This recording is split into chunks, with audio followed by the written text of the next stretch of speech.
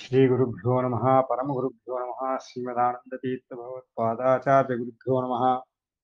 देवं नारायणं नत्वा सर्वदोषविवर्जितम् देवं नारायणं नत्वा सर्वदोषविवर्जितं देवं नारायणं नत्वा सर्वदोषविवर्जितम् परिपूर्णं गुरुंश्चान् गीतार्थं वक्ष्याभिलेषतः। परिपूर्णं गुरुंश्चान् गीतार्थं वक्ष्यामि देशतः परिपूर्णं गुरुंश्चान् गीतार्थं वक्ष्यामि देशतः समस्तगुणसम्पूर्णं सर्वदोषविवर्जितम् समस्तगुणसम्पूर्णं सर्वदोषविवर्जितं समस्तगुणसम्पूर्णं सर्वदोषविवर्जितम् नारायणं नमस्कृत्य गीतातात्पर्यमुच्यते। नारायणं नमस्कृत्य गीतातात्पर्यमुच्यते नारायणं नमस्कृत्य गीतातात्पर्यमुच्यते अपादमौलिपर्यन्तं गुरूणामाकृतिं स्मरेत् तेन विघ्नाः प्रणश्यन्ति सिद्ध्यन्ति च मनोरथाः। आपादमौलिपर्यन्तं गुरूणामाकृतिं स्मरेत् तेन विघ्नाः प्रणश्यन्ति सिद्ध्यन्ति च मनोरथाः సర్వగతస్థాణు అనే చోట జీవుని పరంగా అర్థం చేశారు. సర్వగతస్థ అణుహు అంటే సర్వగతుడైన భగవంతుని యందు ఉన్నవాడు, అంటే అతని అధీనంలో ఉన్నవాడు, అణురూపమైన వాడు అనే వ్యాఖ్యానాన్ని చేశారు.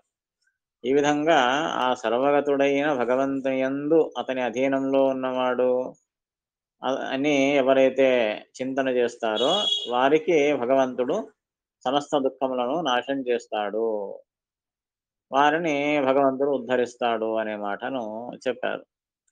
దీని తర్వాత మరొక విషయాన్ని చెబుతున్నారు. ఇప్పుడు వెనక ఈ నత్వేవాహం జాతునాహం మొదటి శ్లోకంలో భగవంతుడు ఏం చెప్పారు, ఎక్కడి నుంచి స్టార్ట్ చేశాడో భగవంతుడు, అయ్యా అర్జున, నేను నీవు ఈ కనపడే వారు వీరందరూ కూడా ఇంతకు ముందు లేదని కాదు, ఇక ముందు ఉండబోమని కాదు, అందరము నిత్యులమే అని ప్రారంభం చేశాడు.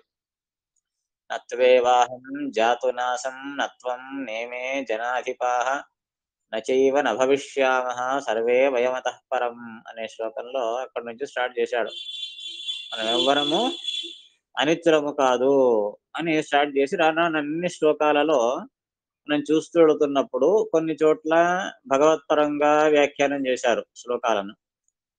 భాష్యంలో కొన్ని చోట్ల జీవుని పరంగా వ్యాఖ్యానిస్తే, తాత్పర్యంలోనేమో అదే శ్లోకానికి పరమాత్మని పరంగా వ్యాఖ్యానం చేశారు. దానికి ఇక్కడ క్లారిఫికేషన్ ఇస్తున్నా అనమాట. ఇలా చెప్తే ఎలాగా, ఇది భగవంతుని గురించి అనుకోవాలా, జీవుడి గురించి అనుకోవాలా ఈ శ్లోకాలు అని సందేహం వస్తుంది. దానికి ఇక్కడ సమాధానాన్ని మొత్తానికి నిర్ణయం ఇస్తూ చెబుతూ ఉన్నారు. చూడండి, నత్వే వాహం జాతు నాసం నత్వేవాహం జాతునాసం నత్వేవాహం జాతునాసం నత్వం ఇతి ఉభయోరపి ప్రస్తుతత్వాత్ నత్వం ఇతి ఉభయోరపి ప్రస్తుతత్వాత్ నత్వం ఇతి ఉభయోరపి ప్రస్తుతత్వాత్ ఈ శ్లోకంలో దేంట్లో నత్వేవాహం జాతునాసం నత్వం నేమే జనాధిపాహ అనే శ్లోకం ఉంది కదా, ఆ శ్లోకంలో ఇది ఉభయోరపి ఇద్దరికీ కూడా, ఇద్దరిని కూడా ప్రస్తుతత్వాత్ ఇద్దరి యొక్క ప్రస్తావము ఆ శ్లోకంలో జరిగింది. ఇద్దరి యొక్క అంటే పరమాత్మ యొక్క జీవుని యొక్క ప్రస్తావము ఆ శ్లోకంలో జరిగింది. ఇద్దరు గురించి ఇక్కడ చెబుతూ ఉన్నాడు. కృష్ణుడు ఏమన్నాడు, నత్వేవ అహం జాతు న ఆసం నత్వం, అంటే నేను నిత్యుణ్ణే, నీవు నిత్యుడవే, ఇక్కడ కనిపించే జనులు వీళ్ళందరూ నిత్యులే అని చెప్పాడు. అంటే భగవంతుని గురించి జీవుని గురించి ఇద్దరి గురించి ఆ శ్లోకంలో ప్రస్తుతింపబడినది. సరే, కొన్ని కొన్ని చోట్ల ఏమని పదాలు వచ్చాయి, దేహినః శరీరిణః దేహి ఇతి. దేహినః శరీరిణః దేహి ఇతి దేహినః శరీరిణః దేహి ఇతి విశేషతత్వాచ్చ విశేషితత్వాచ్చ విశేషితత్వాచ్చ జీవస్య తత్ర తత్ర. జీవస్య తత్ర తత్ర జీవస్య తత్ర తత్ర కొన్ని కొన్ని శ్లోకాల్లో ఏమని వచ్చింది, దేహినః అని కొన్ని శ్లోకాల్లో చెప్పారు. శరీరిణః అని కొన్ని శ్లోకాల్లో, దేహి అని కొన్ని శ్లోకాల్లో, ఇది విశేషితత్వాచ్చ అని, విశేషితత్వాచ్చ అంటే విశేషణము ఇవ్వబడినందువల్ల, విశేషితము అంటే విశేషణము ఇవ్వబడ్డం వల్ల, జీవస్య తత్ర తత్ర, తత్ర తత్ర అంటే అక్కడక్కడ, అక్కడక్కడ శ్లోకాలలో కొన్ని కొన్ని చోట్ల జీవస్య, జీవునికి విశేషణాన్ని ఇచ్చారు. ఇవన్నీ దేహినః అంటే అర్థమేమి? దేహము కలవాని యొక్క అని అర్థం. శరీరిణః అంటే శరీరము కలవాని యొక్క అని అర్థం. దేహి అంటే దేహము కలవాడు. సో ఇవన్నీ విశేషణాలు ఎవరికి సరిపోతుంది? ఎవరికి ఇవన్నీ? అంటే జీవునికే ఇవన్నీ. ఎందుకు? జీవుడే గదా! ఈ జీవునికే దేహము, శరీరము ప్రత్యేకంగా ఉండేది. భగవంతునికి అలా లేదు. మనకు జీవులకైతే జీవస్వరూపం వేరే, బయట ఉండే శరీరం వేరే. 2 వేరే వేరే. అని భగవంతుని విషయంలో అలా కాదు గదా! లోపల ప్రత్యేకంగా జీవుడు, పైన శరీరం అని లేదు. సంపూర్ణమైన అతని శరీరమే జ్ఞానానందాత్మకమైనది. మనకు కూడా అటువంటి శరీరం వస్తుంది. ఎప్పుడు? మోక్షంలో వస్తుంది. మోక్షంలో ఈ బయట స్థూల శరీరం ఏమీ ఉండదు. కేవలం ఆ జీవస్వరూపంతో మాత్రమే మోక్షంలో ఉంటాము. కానీ ప్రస్తుతానికైతే ఈ స్థూల శరీరాన్ని మనం పొందాము. పంచభౌతికమైన శరీరాన్ని పొంది ఉన్నాము. కనుక దేహి, శరీరి అనే పదాలు ఎవరికి? జీవునికే ఇవి సరిపొందుతాయన్నమాట. కనుక అక్కడక్కడ శ్లోకంలో దేహినః, శరీరిణః, దేహి అని విశేషణాలు ఇవ్వడం వల్ల, ఎక్కడైతే విశేషణాలు ఇచ్చారో అక్కడ ఏమని తెలుసుకోవాలి? ఇది జీవుని గురించి అని తెలుసుకోవాలి. జీవస్య తత్ర తత్ర. ఈ విశేషణాలు ఇవ్వడం వల్ల జీవుని గురించి అక్కడక్కడ చెప్పారు అనే విషయం అర్థమవుతుంది. తర్వాత పరమాత్ముని గురించి చెప్పారు. ఆ పరమాత్ముడి గురించి చెప్పేటప్పుడు ఎటువంటి పదాలు వాడారు చూడండి. అవినాశితు, అవినాశితో అవినాశితో ఏన సర్వమిదం తతం, येन सर्वमिदं ततं येन सर्वमिदं ततं అనాశినో ప్రమేయస్య, अनाशिनो प्रमेयस्य अनाशिनो प्रमेयस्य న మ్రియతే, न म्रियते భూత్వా భవితా న, भूत्वा भविता न అవినాశినం, विनाशिनम् अविनाशिनम् అవ్యయం, अव्ययम् अव्ययम् అవ్యక్తోయమచింత్యోయం, अव्यक्तोऽयमचिन्त्योऽयम् अव्यक्तोऽयमचिन्त्योऽयम् అవికార్యోయం ఇత్యాది अविकार्योऽयम् इत्यादि अविकार्योऽयम् इत्यादि పరమాత్మనశ్చ. परमात्मनश्च परमात्मनश्च అక్కడక్కడ ఇత్యాది, ఇత్యాది పరమాత్మనశ్చ, ఇవే మొదలైనవి పరమాత్మనశ్చ అంటే పరమాత్మునికి కూడా చెప్పబడ్డాయి. ఇంతకుముందు దేహినః, శరీరిణః, దేహి అనేవి విశేషణంగా రావడం వల్ల అక్కడ జీవుని గురించి చెప్పారు అని తెలుస్తుంది. ఎక్కడైతే ఈ పదాలు వాడారో ఏమని? అవినాశితు, ఒక్కొక్కటి శ్లోకంలో వచ్చినటువంటి పదాలను ఇక్కడ ఉదహరిస్తూ ఉన్నారనమాట. అవినాశితు అని వచ్చింది. అవినాశితు తద్విద్ధి ఏన సర్వమిదం తతం అనే శ్లోకంలో వచ్చింది. ఏన సర్వమిదం తతం. అవినాశితు అంటే వినాశం లేనివాడు. ఏన సర్వం ఇదం తతం. ఏన అంటే ఎవరి చేతైతే సర్వం ఇదం తతం ఈ మొత్తము కూడా ప్రపంచమంతా తతం అంటే వ్యాపించబడినది.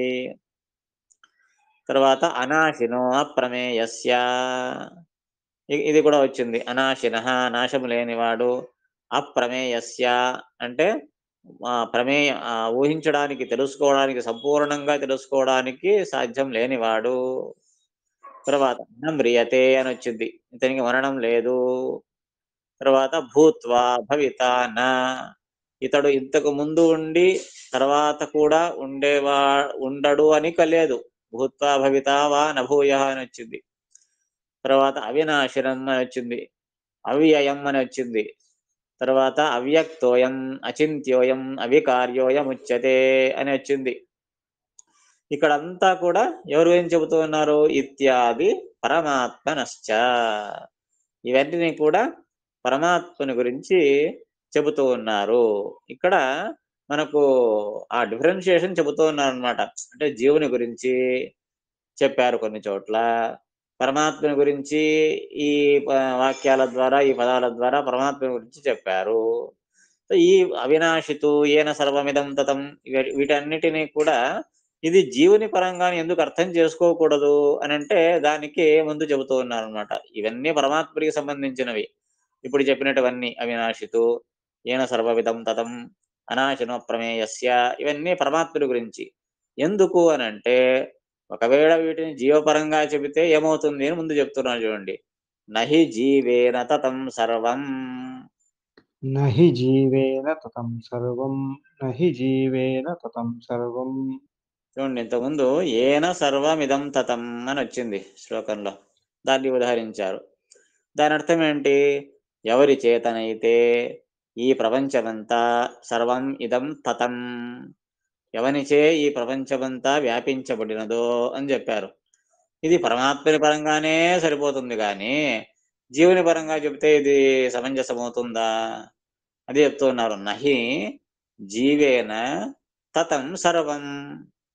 జీవేన అంటే జీవుని చేత, సర్వం ఈ ప్రపంచమంతా, నహి తతం, తతం అంటే వ్యాపించబడింది, నహి తతం అంటే వ్యాపించబడలేదు కదా అని అంటున్నారు. ఒకవేళ ఇది జీవుని పరంగా అని చెప్పబోతే జీవుని చేత ఈ సర్వం ఈ జగత్తంతా వ్యాపించబడలేదు కదా, జీవుడు సర్వవ్యాపి కాదు కదా. అందుకే ఇది జీవుని గురించి కాదు, పరమాత్మని గురించి అని తెలుసుకోవాలి ఒకటి.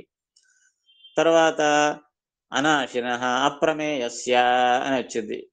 అప్రమేయస్య అని కూడా భగవంతుని పట్లనే చెప్పాలి. ఎందుకు అనంటే దానికి చెప్తూ ఉన్నారు. నచ ముఖ్యతో అప్రమేయోసౌ. నచ ముఖ్యతో అప్రమేయోసౌ నచ ముఖ్యతో అప్రమేయోసౌ. అంతే. నచ కాడు ఇతడు ఏమి ముఖ్యతః ముఖ్యంగా, అప్రమేయ అసౌ నచ. అసౌ అంటే ఇతడు అంటే ఈ జీవుడు ముఖ్యముగా అప్రమేయుడు కాదు కదా. కనుక అప్రమేయస్య అని విశేషణం ఇస్తే అది పరమాత్ముడి గురించి అనే చెప్పుకోవాలి కానీ ఈ జీవుని గురించి కాదు. ఎందుకు అంటే ఈ జీవుడు నిజంగా ముఖ్యంగా అప్రమేయుడు కాదు కదా అని అంటున్నారు. అప్రమేయుడు అంటే తెలుసుకోవడానికి సాధ్యం లేనివాడు. ప్రమేయము అంటే తెలుసుకోదగినవాడు. అప్రమేయ తెలుసుకోలేనివాడు. పరమ ముఖ్యంగా ఈ భగవంతుని గురించి ఎవరూ సంపూర్ణంగా తెలుసుకోలేరు కదా. ఈ విశేషణము భగవంతుని గురించే గాని జీవుని గురించి కాదు ఒకటి. తర్వాత నమ్రియతే అని వచ్చింది. దాన్ని కూడా చెబుతూ ఉన్నారు. నచ నమ్రియతే. నచ నమ్రియతే నచ నమ్రియతే. నమ్రియతే అని చెప్పారు. నమ్రియతే అంటే అర్థం ఏంటి? మరణించడు అని అర్థం. సో జీవుని పరంగా అయితే నచ నచ నమ్రియతే. టూ నెగటివ్స్ మేక పాజిటివ్ అని నమ్రియతే అని లేదు కదా. జీవుని పక్షంగా అయితే ఇతడు చావడు అని కాదు కదా, ఇతడు మరణించే మరణిస్తాడు. కనుక నమ్రియతే అనేది ఈ జీవునికి సరిపోదు అని ఒకటి. తర్వాత నచ అవినాశినం నిత్యమితి. నచ అవినాశినం నిత్యమితి నచ అవినాశినం నిత్యమితి. నిత్యత్వాతిరిక్తం నిత్యత్వాతిరిక్తం నిత్యత్వాతిరిక్తం అవినాశిత్వం తస్య. అవినాశిత్వం తస్య అవినాశిత్వం తస్య. మళ్ళీ ఇంకోటి ఏం చెప్పారు? అవినాశినం అవ్యయం అని చెప్పారు. ఇది కూడా భగవంతుడి గురించే చెప్పాలి. ఎందుకు?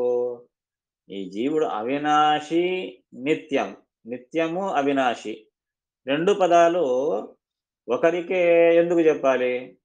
పరమాత్మునికైతే అవినాశి, నిత్య అని చెప్పొచ్చు. ఎందుకు? ఇప్పుడు చూడండి, అవినాశి, నిత్యము అనే పదాలు రెండు ఒకటే అర్థాన్ని చెబుతాయి. అవినాశి అంటే అర్థమేమి? నాశము లేనివాడు అని అర్థం. నిత్య అంటే నిత్యమైన వాడు అని అర్థం. రెండు ఒకటే అర్థం కదా. నాశం లేనివాడు అన్నా, నిత్యుడు అన్నా ఒకటే అర్థం కదా. అంటే ఒకటే అర్థం వచ్చే పదాలను ఒకరికే ఎందుకు విశేషణంగా ఇస్తారు? అవినాశి అని ఒక్కటన్నా చెప్పాలి, లేదా నిత్యుడు అని ఒకటన్నా చెప్పాలి. రెండు ఒకనికి ఎందుకు చెప్తారు? ఒకవేళ అలా చెబితే జీవుని పరంగా దీన్ని వ్యాఖ్యానిస్తే వ్యర్థమైపోతుంది. రెండు విశేషణాలు చెప్పడం వ్యర్థమైపోతుంది జీవుని పరంగా. ఒకటే అవినాశి అని చెప్తే సరిపోతుంది, లేదా నిత్యము అని చెప్తే సరిపోతుంది. రెండు ఎందుకు చెప్పాలి? రెండు చెప్పేది వ్యర్థం జీవుని పరంగా.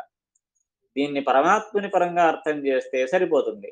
ఎందుకు పరమాత్ముని పరంగా మాత్రము రెండు ఎందుకు చెప్పాలి అనంటే, పరమాత్మునికి రెండు రకాలైన నాశాలు కూడా లేవు అని అర్థం. అంటే ఏమి? దేహనాశము, జీవనాశము రెండూ లేవు. జీవునికి జీవనాశం లేదు, నిజమే. జీవుడు స్వరూపంలో అతనికి నాశం లేదు, కానీ దేహనాశం ఉంది కదా. కనుక జీవునికి రెండు చెప్పడం వ్యర్థం. ఒకవేళ నిజంగా జీవస్వరూప పరంగా చెప్పేటట్లుంటే నిత్య అని ఒకటి చెప్పొచ్చు, లేదా అవినాశి అన్న చెప్పొచ్చు. రెండూ చెబితే వ్యర్థం. పరమాత్ముడి పరంగా ఈ రెండు చెబితే పరమాత్ముడి పరంగా వ్యాఖ్యానించవచ్చు. ఏమని? ఇతనికి దేహనాశం లేదు గనక అవినాశి అని చెప్పారు, స్వరూపనాశం కూడా లేదు గనక నిత్య అని చెప్పారు. ఆ విధంగా రెండు రకాలైనటువంటి అర్థాలను పరమాత్ముడి పరంగా వ్యాఖ్యానించవచ్చు గాని జీవుని పరంగా వ్యాఖ్యానించలేము. అది చెప్తున్నారు ఇక్కడ. నచ అవినాశినం నిత్యం ఇతి. అవినాశి, నిత్య అని రెండు విశేషణాలు ఇచ్చారు కదా. ఇలా ఇస్తే నిత్యత్వ అతిరిక్తం అవినాశిత్వం తస్య న.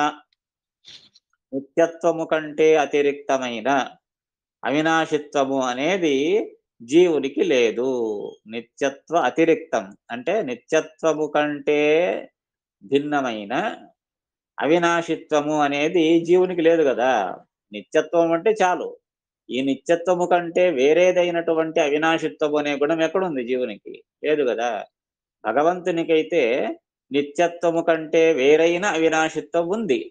అంటే నిత్యత్వము ఉన్నది, అవినాశిత్వము కూడా ఉన్నది. అంటే దేహనాశము, దేహముతోనూ అతడు నిత్యుడు, స్వరూపముతో కూడా నిత్యుడు అని పరమాత్ముని పరంగా చెప్పొచ్చు.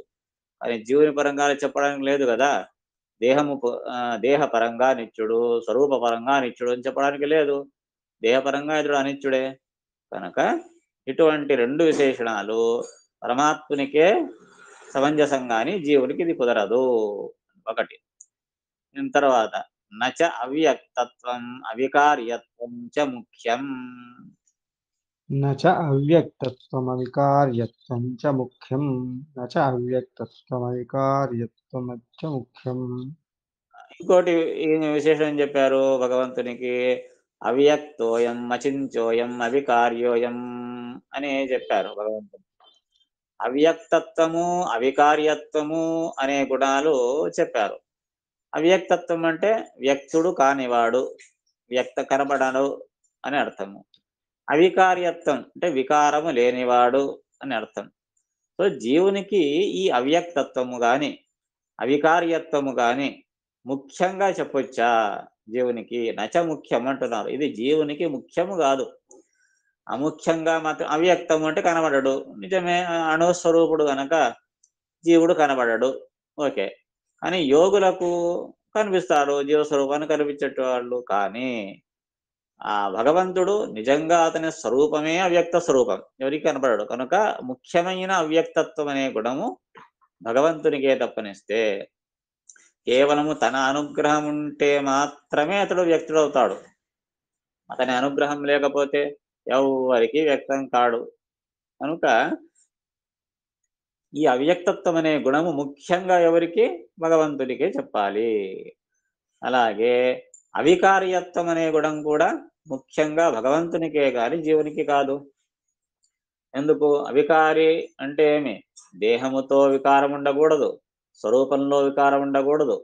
ఈ విధంగా అనిత్యత్వం, దేహహాని, దుఃఖ ప్రాప్తిరపూర్ణత, నాశశ్చతుర్విధ ప్రోక్త అని 4 రకాల నాశము గురించి ఇంతకు ముందు మనం చెప్పుకున్నాం.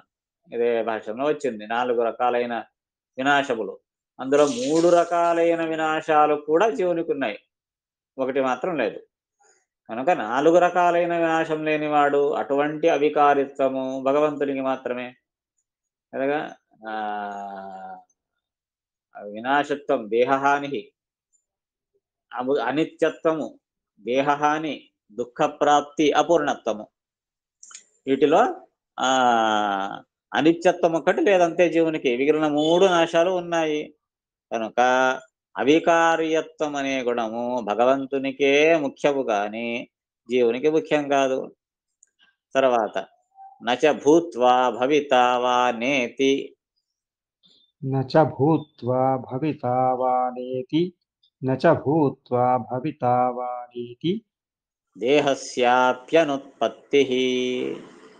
దేహస్యాప్యనుత్పత్తిః, దేహస్యాప్యనుత్పత్తిః. ఏం చెప్పారు? భూత్వా భవితా వా న భూయః అని వచ్చింది శ్లోకంలో.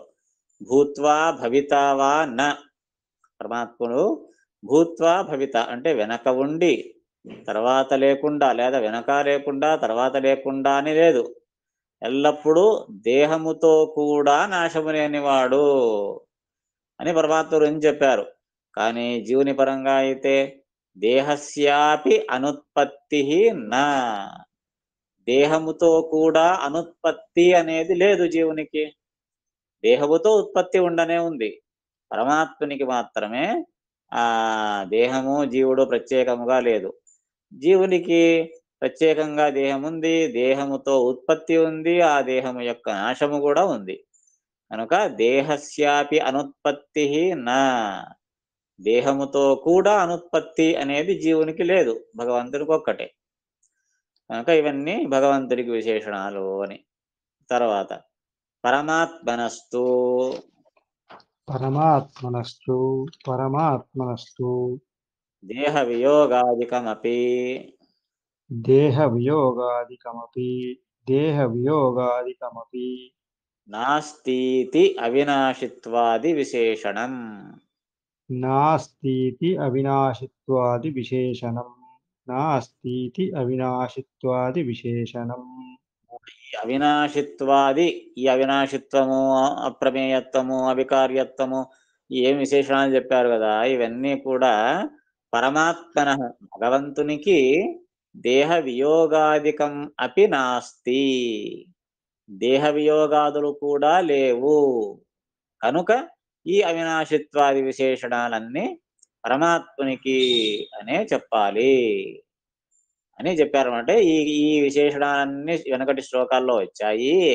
ఇవన్నీ పరమాత్ముడికి సంబంధించినవి. ఎందుకు అంటే ఇవన్నీ అతనికే సమంజసమవుతాయి గనక, ముఖ్యంగా అతనికే సంబంధించినవి గనక ఇవన్నీ పరమాత్మునికి అని చెప్పాలి. ఎక్కడైతే దేహినః శరీరిణః దేహి అని చెప్పారో అక్కడ జీవుని గురించి అని తెలుసుకోవాలి అని చెప్పి, ఈ విధంగా అర్థం చేసుకోవడం వల్ల ఏమి తాత్పర్యం ఏమైంది అంటే చెప్తారు.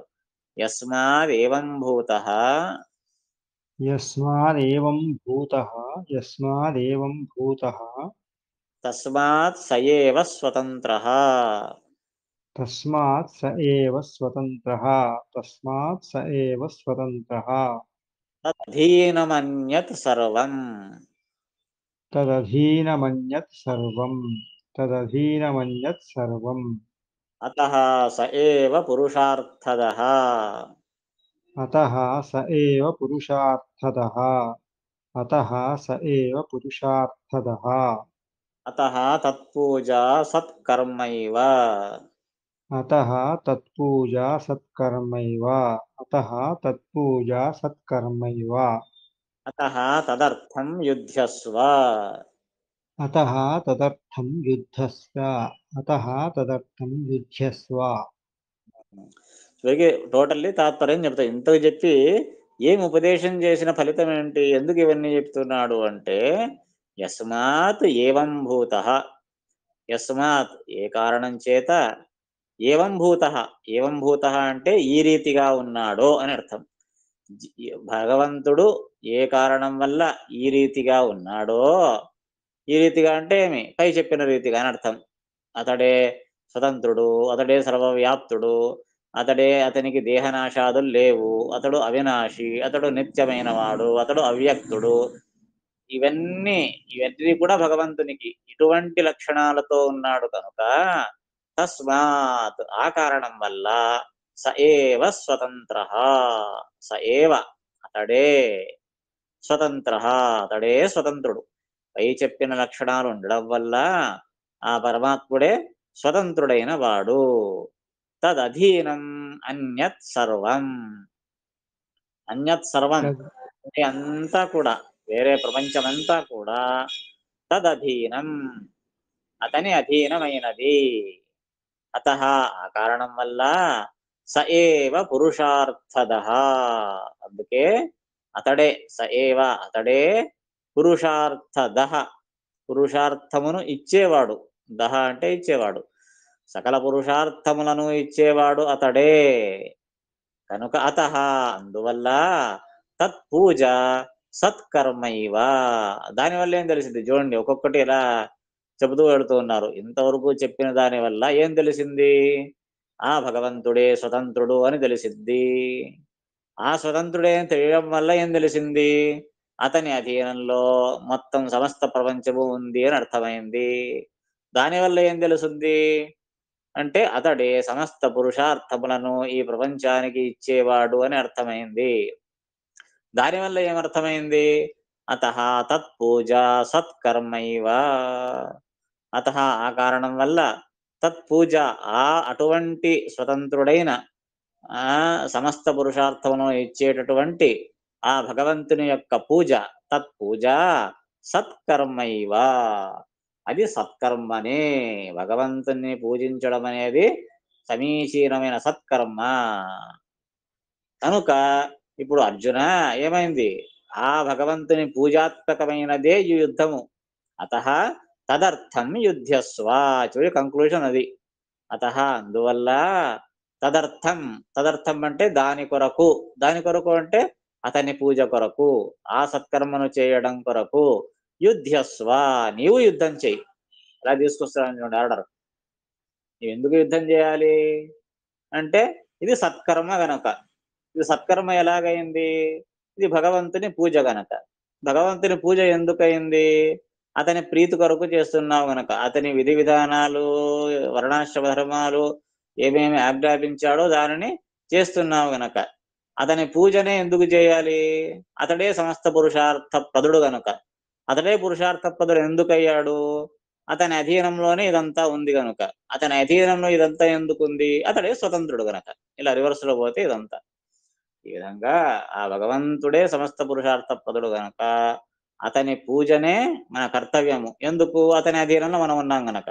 ఏ కంపెనీలో పనిచేస్తూ ఉన్నామో ఆ కంపెనీ బాస్ చెప్పింది చేస్తేనే అతని సర్వీస్ చేసినట్లు అవుతుంది, అప్పుడే మనకు జీతం ఇచ్చేది. మరి ఇదంతా భగవద్ అధీనమైనప్పుడు ఆ భగవంతుడు చెప్పినటువంటి ఆజ్ఞను పాలించడమే మన కర్తవ్యం గనుక అతడు ఏం చెప్పాడో అది చేయడమే అతని పూజ, అదే సత్కర్మ. కనుక అర్జున నీకు సత్కర్మ ఏది, నీ ఆశ్రమానికి నీ వర్ణానికి సంబంధించిన నీవు క్షత్రియుని గనుక దానికి తగినటువంటి ఈ క్షత్రియ ధర్మాన్ని పాటించడమే సత్కర్మ, అదే భగవంతుని పూజ. అందుకే నీవు యుద్ధం చెయ్యి అని ఆ విధంగా కంక్లూజన్ ఇస్తూ ఉన్నాడు అనమాట భగవంతుడు. అర్థమైంది కదా. అర్థమైంది. దీనివల్ల అతడు స్వతంత్రుడు. మరి ఇతరులు ఏమవుతారు అంటే దాన్ని చెప్తున్నారు ముందు, అన్యేషాంతు అన్యేషాంతు అన్యేషాంతు అంతవంత ఏవ దేహాః, అంతవంత ఏవ దేహాః అంతవంత ఏవ దేహాః అన్యేషాంతు, అన్యేషాంతు అంటే వేరే వారికైతే, అంటే ఇతర జీవులందరికైతే అంతవంతః ఏవ దేహాః, ఇతరుల యొక్క దేహములు ఎటువంటివి, అంతవంతః అంటే అంతము కలిగినవి. అంతవంతః అంటే అంతము కలిగినవి, అంటే అవి నాశమయ్యేవి. ఇతర జీవుల యొక్క శరీరాలన్నీ ఇవి నాశమయ్యేటటువంటివి. ఎందుకు? ప్రాకృతదేహినశ్చ. ప్రాకృతదేహినశ్చ ప్రాకృతదేహినశ్చ అంతా ప్రాకృత దేహి, ప్రాకృతమైన శరీరము కలిగిన వాడు కనుక ఆ ప్రకృతి నాశమైపోతే ఆ దేహము నాశమైపోతుంది. అతః అస్వతంత్రాత్ అతః అస్వతంత్రాత్ అతః అస్వతంత్రాత్ న హంతుం తేషాం సామర్థ్యం న హంతుం తేషాం సామర్థ్యం న హంతుం తేషాం సామర్థ్యం నిత్యత్వాత్ న హన్యతే చ.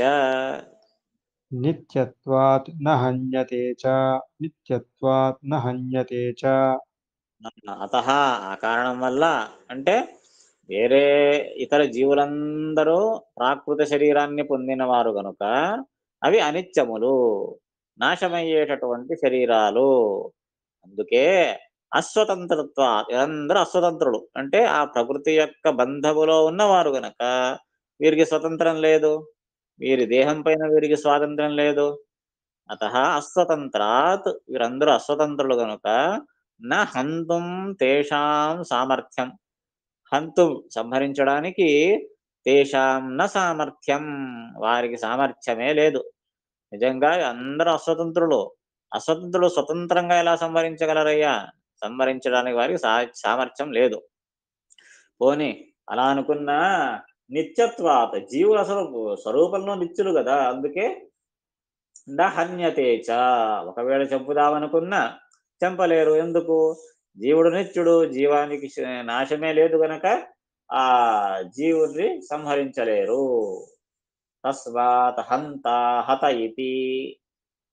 తస్మాత్ హంత హత ఇతి తస్మాత్ హంత హత ఇతి మన్యమానో న విజానతః. మన్యమానో న విజానతః మన్యమానో న విజానతః శ్లోకంలో అదే విషయం చెప్పారు. నాయం హంతి నహన్యతే. ఇతడు ఈ జీవుడు చంపేవాడు కాదు, చంపబడేవాడు కాదు. ఒకవేళ ఎవరైతే అలా తెలుసుకుంటే, అంటే ఈ జీవుడు చంపుతాడు అని తెలుసుకున్నవాడు, ఈ జీవుడు చంపబడతాడు అని తెలుసుకున్నవాడు, ఆ ఇద్దరూ కూడా మూర్ఖులు అని ఇంతకుముందు శ్లోకంలో వచ్చింది. దాన్ని ఇక్కడ చెబుతూ ఉన్నారు. తస్మాత్ ఆ కారణం వల్ల, అంటే జీవుడు అస్వతంత్రుడు గనక చంపలేడు, జీవుడు నిత్యుడు గనక చంపబడడు. తస్మాత్ ఆ కారణం వల్ల హంత హతః ఇతి మన్యమానవు. హంత అంటే చంపేవాడు, హతః అంటే చంపబడేవాడు, ఇతి మన్యమానవు అని తెలుసుకున్న ఇద్దరూ కూడా న విజానతః నిజంగా జ్ఞానము లేనివారు, నిజంగా తెలుసుకోలేనివారు అని అర్థం. ఎవరైతే ఈ జీవుడు హంత అని తెలుసుకుంటారో, అంటే చంపేవాడు అని తెలుసుకుంటారో, లేదా ఈ జీవుడు హతః చంపబడేవాడు అని తెలుసుకుంటారో, ఆ ఇద్దరూ కూడా న విజానతః అంటే తెలిసిన వారు కాదు, జ్ఞానులు కాదు అని అర్థం. ఎందుకు? ఇతడు స్వతంత్రంగా చంపలేడు. ఎందుకు? అస్వతంత్రుడు గనక. తర్వాత జీవుడు చంపబడేవాడు కాదు. ఎందుకు? నిత్యుడు గనక. కనుక అర్జున, నేను చెబుతాను అంటున్నాను. ఎవరినయ్యా చంపేది నువ్వు? నువ్వు చంపేవాడివి కాదు, చచ్చేవాడివి కాదు. స్వరూపంలో నిత్యం గనక చంపబడేవాడివి కాదు. నీవు స్వతంత్రుడు కాదు గనక చంపేవాడు కాదు. ఎందుకయ్యా నీకు ఇక చింత అని కృష్ణుడు చెప్పేటటువంటి సందర్భం అన్నమాట. ఇంకా విశేషాలు చెబుతారు, దాన్ని మళ్ళీ నెక్స్ట్ క్లాస్లో చూసుకుందాం. అలాగే సంశయం ఉంటే అడగచ్చు.